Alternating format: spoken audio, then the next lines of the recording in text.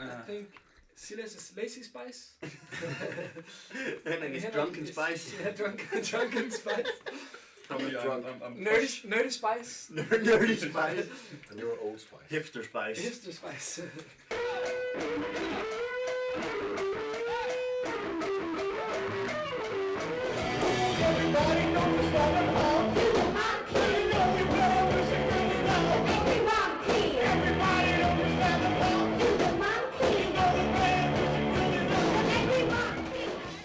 Years ago we released our debut album and it went really well, sort of. I mean, it went, I guess at the time we were kind of naive. We were like expecting to be huge rock stars overnight, and we weren't. So we recorded this album and we're trying to get it released, and so we're kind of in a gray area right now. As an instrumentalist, right? Releasing it on our own is totally the worst case scenario. It is, but... No, that's not the worst case scenario. No, the worst case scenario is not releasing it, but that's not an option. We've been around for a long time, so we haven't... You can't call us the new thing. It's more like, oh, this is a band that a lot of people know about, kinda-ish. Nothing is happening. We're waiting for Emily to show up. And it's not all that unusual. Well, I guess we just have to make the most of it on Tuesday next week. Well, it's fine if it's not shit, but it was shit before we had our last gig. Well, the rehearsal we had. Oh yeah, the rehearsal. Yeah, I do have pretty bad anxiety, and that doesn't really work very well when you're supposed to be on a stage and you're supposed to sing in front of other people. I don't know, sometimes I just don't feel like it. I really wanted to, because it's nice to have some practice before you have a gig, but sometimes it just fucks up. So what do we do now? We go out and have beers.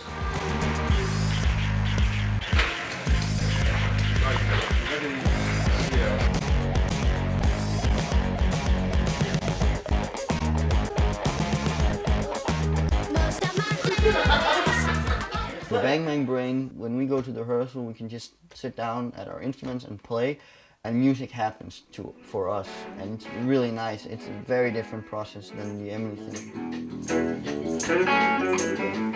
Yeah.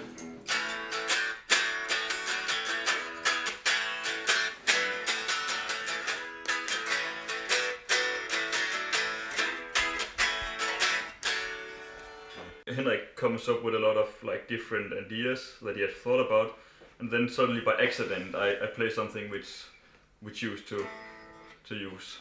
I remember sitting up here actually, and getting high and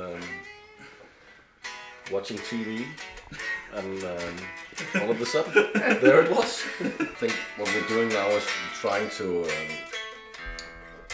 get some ideas flowing, and the next time we'll practice with the others. We'll probably just do it by instinct or something.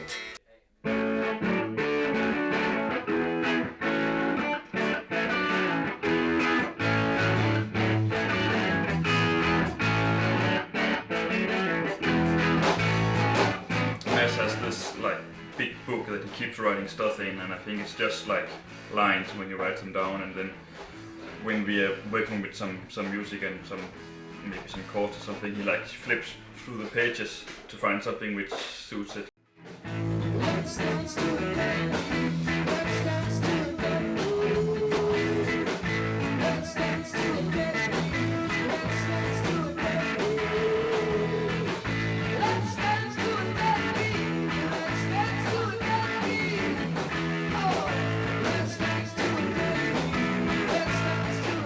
the response I get on the Bang Bang Brain from people who don't even listen to rock and roll is amazing. But at the same time, if you look at the market today, it would be easier for even the Orgasm Addicts to make it big. The new album, the new sound is very much closer to like her ideal of music, and the lyrics are very close to her personality and what she wants to express. I mean, our music is much more personal, and it has sort of, there's something behind it now, and before it was just about drinking and having sex.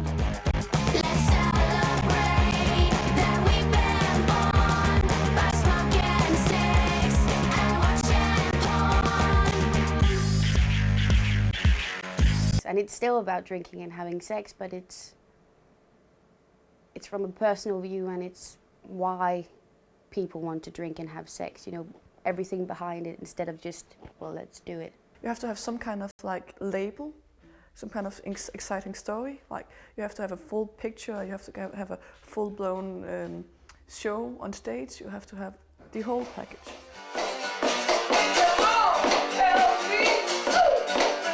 The market is so big.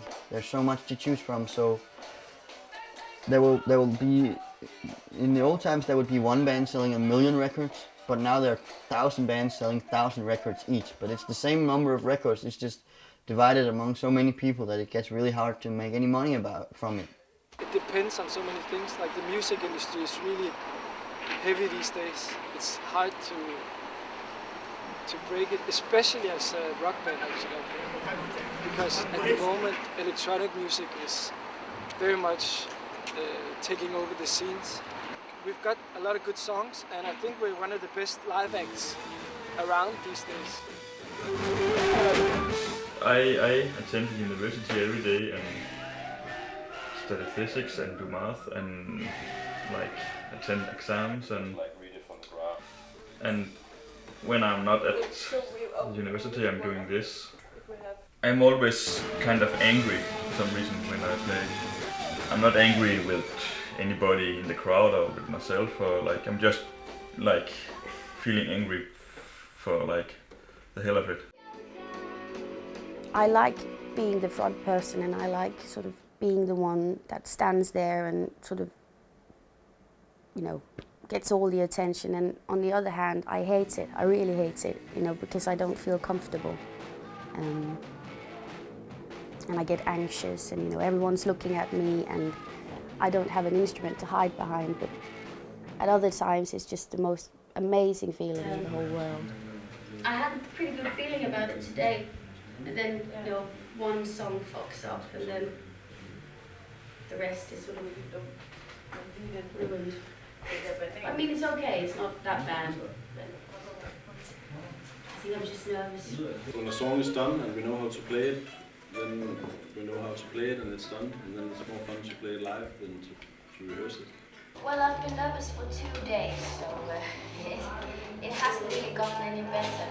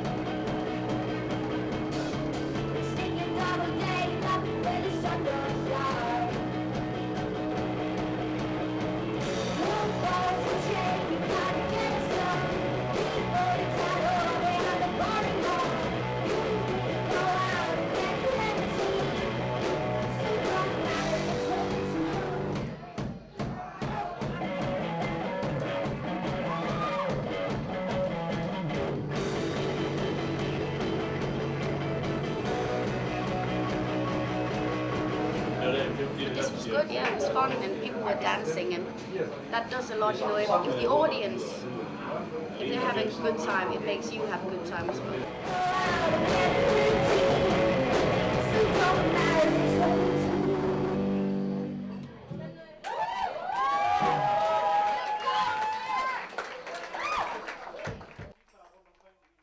I kind of had this feeling going from even before we went on stage, this was going to get fucked up. I mean,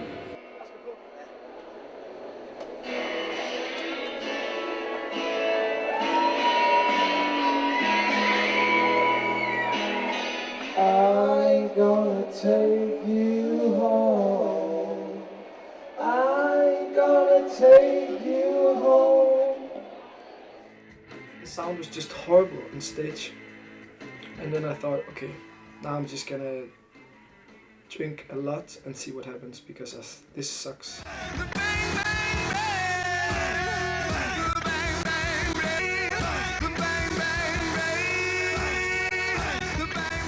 Can be like angry and aggressive in some kind of positive way, and you can be it in some destructive, negative way. And yesterday was really negative.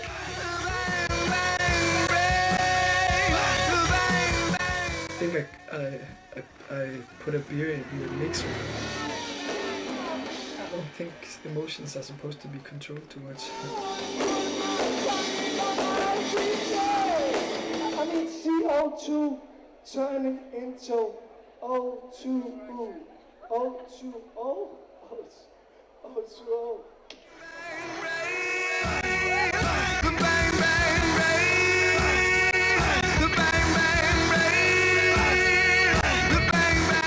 I think it's really nice to be very emotional, but it's just not very nice to be very emotional and extremely drunk at the same time.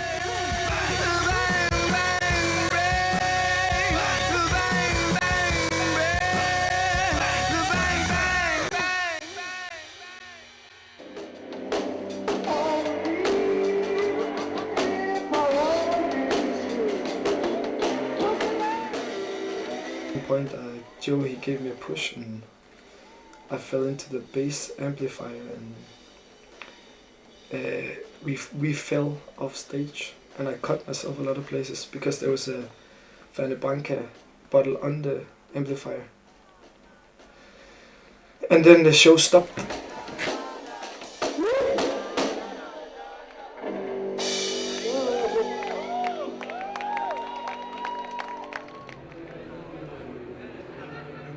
I think we still gave people something that they haven't gotten for years. I think that there are a lot of people there yesterday, they might not have loved the show, but at least I think it touched a lot of people, and not necessarily in a good way. I think there were probably a lot of people who thought that it was shit, or that it frustrated them. Why does he have to be so drunk, or why? But I think that's way better than just going to a concert and then just see it and just, oh, it's kind of good, I like the tune, so, and then go home. I want to do something else with being a drummer than just being the guy who keeps the beat. I think things like this makes us stronger. I mean, if we can go through this and still be as good friends and as good as a band as before, I think it's just gonna make us stronger. There really isn't that much that I like to do other than play. So. It's mostly struggling. But when you finally have a moment where it's really good and everything makes sense, then all that struggling doesn't matter anymore. You sort of forget that you've been struggling for months and months and months because suddenly you have one evening that's perfect.